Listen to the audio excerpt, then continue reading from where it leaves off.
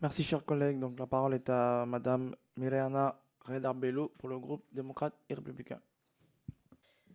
Messieurs les présidents, mesdames et messieurs les intervenants, mes chers collègues Yaorana, mes remerciements les plus chaleureux à la délégation aux Outre-mer et à la Commission du développement durable et de l'aménagement du territoire pour l'organisation de ce débat. À la fin de l'année 2022, nos collègues sénateurs ont publié un rapport d'information alarmant sur la gestion des déchets dans les Outre-mer qui affiche tous un retard majeur en la matière. En ce qui concerne la Polynésie, ce rapport d'information fait état d'un équilibre instable avec des défis importants en termes de gouvernance, de financement et d'investissement. Il est frappant de constater que les 50 000 tonnes de déchets produits annuellement en Polynésie, 78% de ces déchets finissent enfouis. C'est un taux 5 fois plus élevé que la moyenne nationale, ce qui soulève de sérieuses questions environnementales.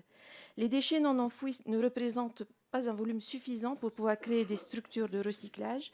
Ils finissent donc par être exportés vers des pays d'Asie du Sud-Est. Pour les opérations de collecte, la Polynésie, composée de 118 îles, dont 76 habitées à l'année, sont réparties sur une surface équivalente à l'Europe continentale. Elle fait face à un grand nombre de contraintes en raison de son étendue géographique.